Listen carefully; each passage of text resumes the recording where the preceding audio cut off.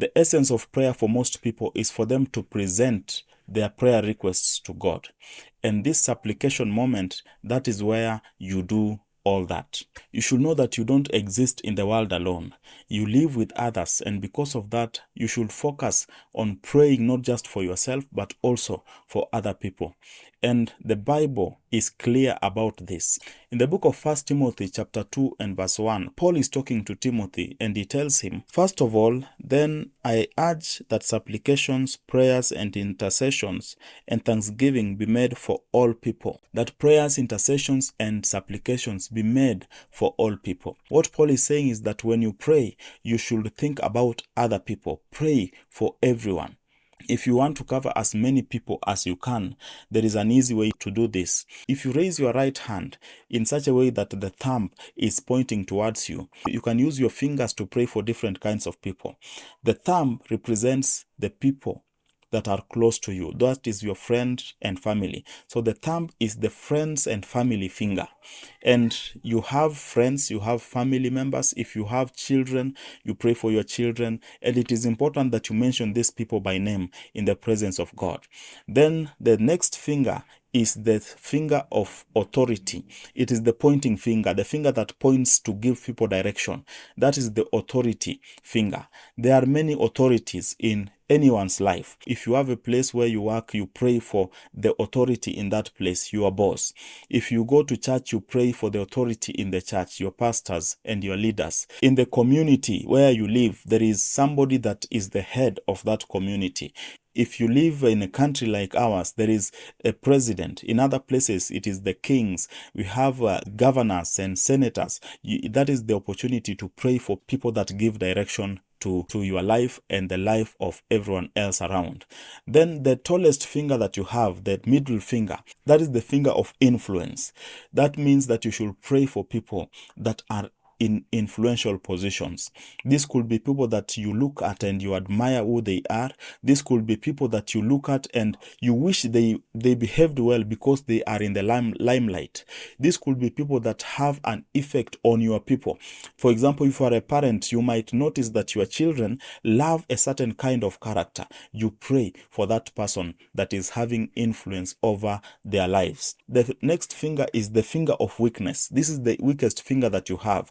It is the finger of weakness. That means that you should pray for people that are in weak positions in society. We have people that are in jail. We have people that don't have parents, the orphans. We have people that have lost their spouses, people that are going through marital challenges, and anyone that you know that is living with a disability. You pray for that person. And then finally, you have the small finger. The small finger represents you. You as an individual, you have your own needs, the needs that have taken you before God. After you have prayed for everyone else, you can now come and pray for yourself. And I want you to notice that this small finger is small. And so the others take most part of your prayers. Anytime you pray for other people, you should know that it has a way of impacting your own life.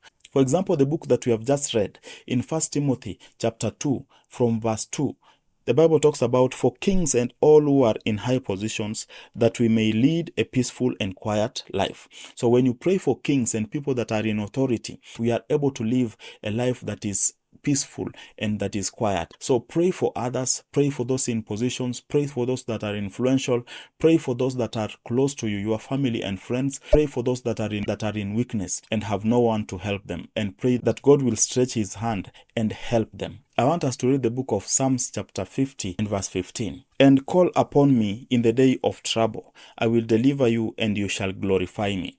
This is God telling we should call upon him when we are in trouble. There are a lot of preachings out there where people are telling others that, oh, you only come to God when you have needs. You only come to God when things are tough for you. You only come to God when things are not working out for you. The answer lies in this verse, because God has told us when we are in trouble, we should call upon him. Never be afraid of approaching God in your times of trouble. When you feel that you have gone astray, away from the will of God, still come to God. When you feel that you have been abandoned and people have taken advantage of you, come to God. When you feel that life has mistreated you, still come to God. He is the only one that can deliver you fully without expecting much from you. That is what we do in our moment of supplication and prayers to God. The next part about prayer is spiritual warfare. You need to know that the moment you said yes to Jesus and said, "From today, you are my Lord and my Master," from that day you chose a side. And the side you chose has an enemy on the other end. And this enemy is the devil, Satan. He works with the kingdom of demons to make sure that the people of God are frustrated, to make sure that you are small, to make sure that you live hopelessly, to make sure that you lose your faith in Jesus Christ and don't make it to heaven. That is their main goal. The Bible in the book of James chapter 4 verse 7 says, "Submit yourself to God, resist the devil, and he will flee away from you." That is one of the responsibilities of Christians. Luke chapter 10 verse 19 says, "Behold, I have given you authority to tread on serpents and scorpions and over all the power of the enemy, and nothing shall hurt you." God knows very well that we have an enemy that will not want us to achieve or become anything in his presence. And because he knows that, he has given us all the power that we need so that we can overcome this enemy that is ahead of us.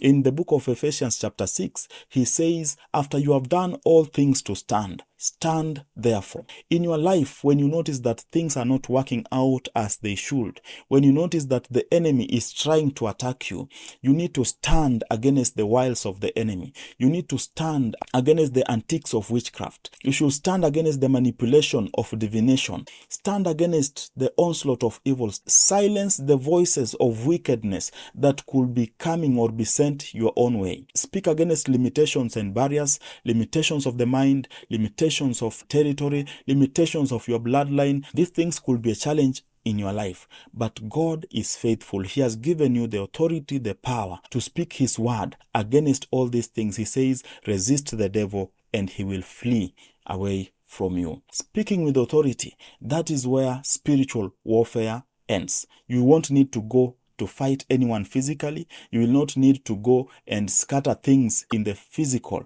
You just need to speak a word, and everything that the enemy has prepared against you will not prevail. Then finally, the last part of prayer is you need to wait on God for him to speak back to you. The Bible says in Isaiah chapter 40 verse 31, "But they who wait for the Lord shall renew their strength. They shall mount up with wings like eagles. They shall run and not be weary.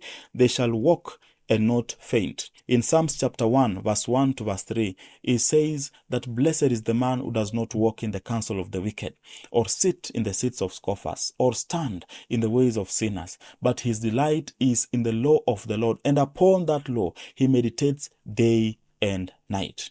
Now I want you to understand the word of God. That is where God speaks to us through. I would like to remind you today that we are people that go by the word, people that are led by the word. It is only by meditating on the word of God that we get solutions to our problems. It is only by standing by the word of God that we get answers to the questions that we have. And the desires of our hearts must also be aligned to the word of God, and that is how God responds to us.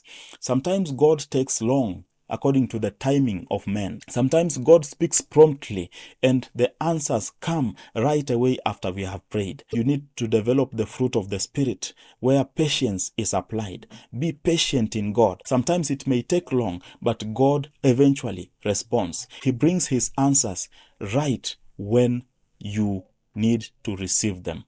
God bless you.